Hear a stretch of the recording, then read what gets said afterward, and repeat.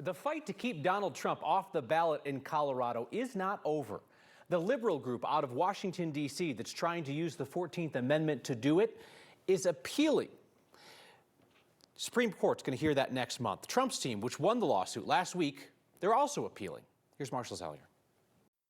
Appealing a case to the Colorado Supreme Court after losing in lower court is not unusual. The group trying to disqualify former President Trump from the Colorado ballot lost its case last week and has appealed. A Denver judge ruled that Section 3 of the 14th Amendment does not apply to the president. That's the part of the Constitution that spells out no person shall hold any office, having previously taken an oath as an officer of the United States if they've engaged in insurrection.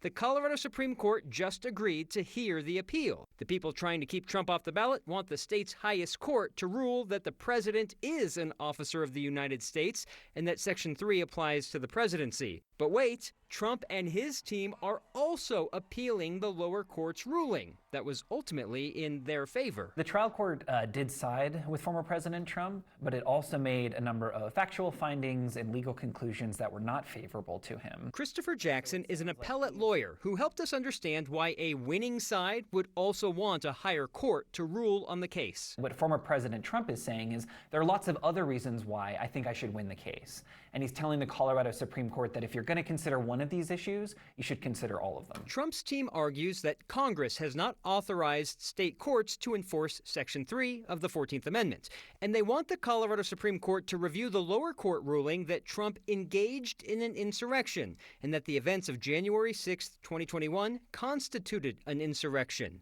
basically wanting it wiped out of the court record that Trump was found to have engaged in insurrection. If, for example, another state court were considering this issue, it wouldn't be bound by what the Denver District Court said, but the judge might take it into consideration and give it some persuasive effect.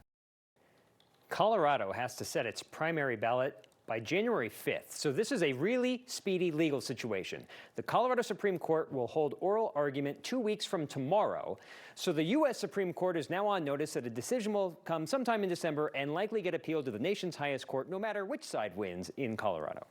And we kind of figured this would happen when we saw the decision come down where Trump won, but like, yikes, what a way to win. Like, you're an insurrectionist, right, but you get to stay on the ballot is basically what the judge said. And so that's why that side is appealing, because if you have any other court in any other state hear a case about Trump, they could look to this legal writings from the court that said, hey, you started an insurrection, you engaged in an insurrection, and could use that in other court decisions outside of Colorado. That's why he wants that gun.